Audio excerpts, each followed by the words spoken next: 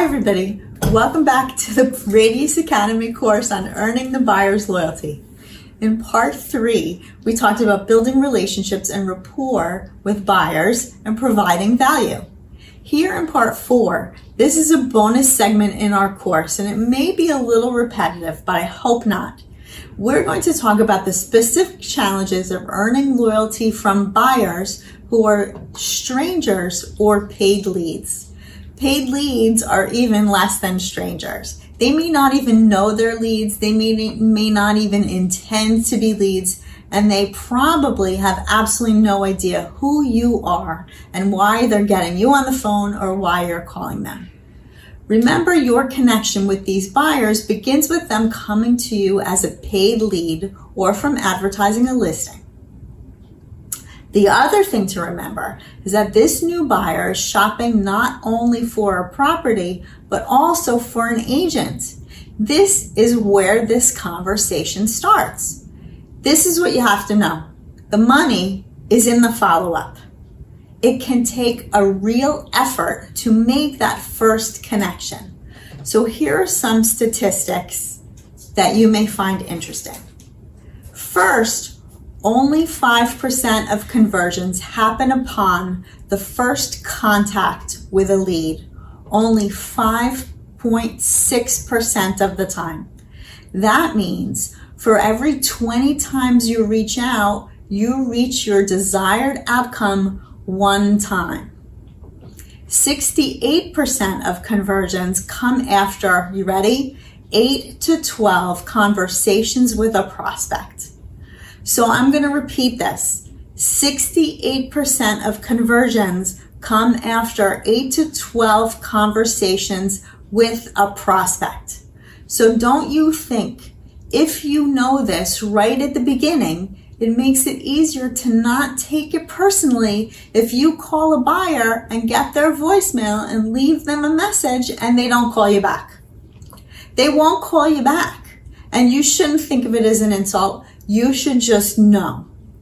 You have to call them 20 times to make that connection. That's the magic number. So make the decision that that's what you're going to do. Because if you don't, then you won't connect with them. And the whole effort of advertising and buying leads is a waste of time and money. And I don't want that to be the case for you.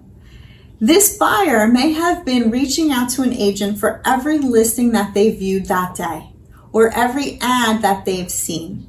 And if you're the agent who proves that you are great and a diligent salesperson and calls, emails, texts until you connect, that's what it takes. Calling, emailing, texting, not all at the same time, but throughout the day, you're going to try a call, you're going to try an email, you're going to try a text. Another thing that a lot of people say is very successful is texting short videos so they can see your face. Not a long video, not a 10-minute video, but a minute or 30 seconds just saying that message that you would try to say through a text message, but then they can see your face and hear your voice. Then you may be the only one. If you are the only one who actually does it, then you are going to be the only one of all the agents they tried who they actually connect with. It's going to increase your odds of turning them into a client a huge amount. You have to commit that this is your intention. So here's a question. If you're not actually the listing agent, do you disclose that right away and explain that you want to be their buyer's agent? That's something for you to think about. I can't answer that for you. It's a strategic decision that you have to make based on what you believe and what works for you. I've heard some people teach that you should just confirm an appointment with the buyer, go see the property, meet at a coffee shop, and then explain to the buyer who you are. That way you get to make your pitch to the buyer in person and try to get the buyer to love you in person. The risk is that the buyer gets angry because they feel that this was a bait and switch. You have to be good at it to get it to work. I've heard other people teach that you should disclose right up front that you are excited to get their call and that you want to be their agent. Maybe they don't realize that the listing agent works for the seller's best interests. And you can explain that's why it's smart for all home buyers to have their own representation. Whichever of these options you decide to try, know that it takes practice and you have to see what works for you and what you're the most comfortable with. When you get a new lead, you must respond immediately, ideally within 5 minutes. If you can, that increases your odds of making that connection. If you get a direct call and can't look up the information right away, say that you're so excited to make the connection and you will look up the information and call them back specifically when? In 5 minutes, in an hour, at 3 o'clock, and then you have to really call them back in 5 minutes, in an hour, at 3 o'clock, whenever you said you would. And then remember what I talked about before. Such a simple thing will surprise and please them and make them like you. Already you're proving that you're someone who does what you say you're going to do. I'll use this word again, be authentic. I know that it sounds like a buzzword. It'll make them feel like they know you and like you. Say, I'm sorry I wasn't able to take your call right away. I was playing with my kid. I was watching a movie with my husband. I was watching a webinar to learn more about real estate. I was on the phone with another client. Or if none of those things are actually true and you were just napping, it is a pandemic after all. Some of us are napping during the day. Then just say one of those endearing things anyway, because again, it'll get them to like you and feel like they know you. Or if you get their call and can't take it, send them a text that you're on the phone, but you'll call them in 10 minutes. Then when you do, they'll know the call in 10 minutes is coming from you, because everyone is screening their phone calls now, right? Okay, if you call them and get their voicemail, leave a message, but also follow up with a text so that they know the call's from you or was from you. I'm learning that some people, younger people, I don't know, some people don't actually check their messages. So be aware that you're going to leave people a message and they're not going to even check it, so they're never going to call you back. If you send them a message or if you call them and you leave them a message, send them a text message to say, I just called you, I left you a voicemail, and say what it is that you wanted to say. So either way, here are the rules and best practices, and I'm just going to list them. In your CRM or in the CRM from the service that you're buying leads from, some of them are offering CRMs, keep the status and the notes accurate, or the whole thing will get overwhelming very quickly and then you won't be able to be good at the follow-up. I heard someone say once that a good real estate agent spends as much time working on their business as working in their business. So you have to remember that all the time. This is another repeat. Do what you say you will. It bears repeating over and over. If you say you're going to call this afternoon at 6 p.m., then call exactly at 6 p.m. It's really simple. Get them out looking ASAP. Don't get into the bad habit of just emailing listings and leaving it at that.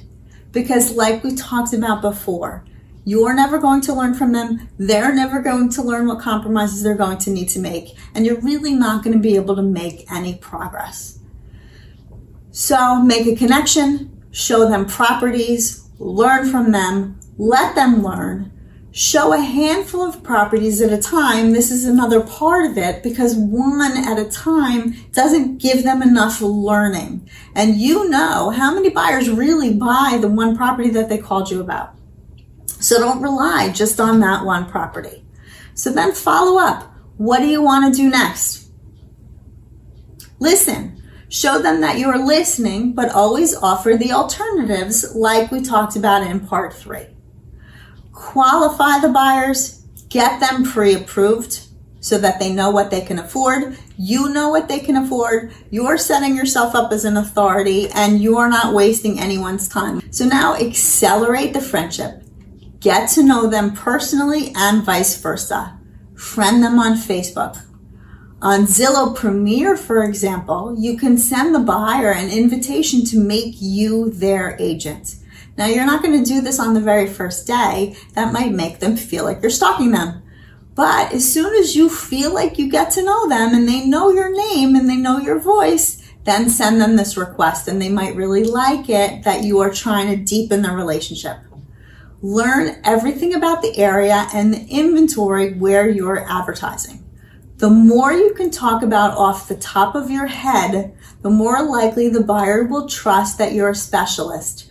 Plus, you'll learn that some listings will get more calls than others. And this teaches a lot about what buyers in that submarket are looking for. And you'll also learn when you get a listing, how to make that listing more appealing to buyers if you're paying attention. Add all your new contacts into your contact list and maintain regular communication. This isn't even the topic for this course, but earlier I talked about how clients who come from your network are the best clients and easiest to work with. How do you get clients from your personal network? You maintain regular communication with everyone. In fact, marketing theory says you have to touch everyone on your contact list at least 6 times a year for them to even remember you. This is another course for a different day.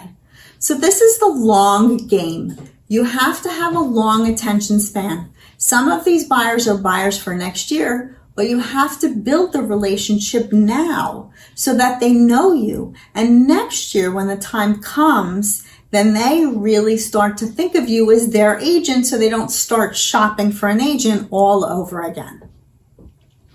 Use your disclosure forms correctly, however your state requires. Doing things right, I don't know why I put that in quotes, but doing things right makes you a better agent and it makes your clients feel like they can depend on you to do everything right and to protect them. It also establishes your authority.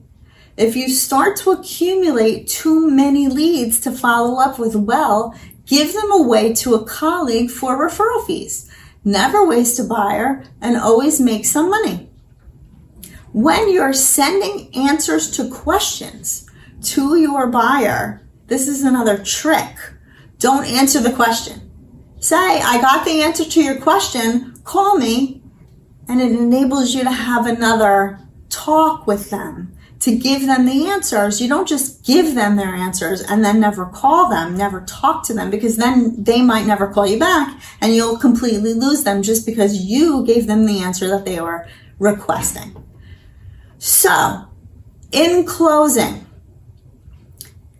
Maya Angelou said, people will forget what you said, people will forget what you did, but people will never forget how you made them feel.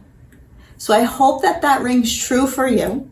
Thank you again for attending my first course at Radius Academy. I'm excited to have the opportunity to meet you all in person someday. And I'm available for private coaching. My contact information will be displayed on the screen.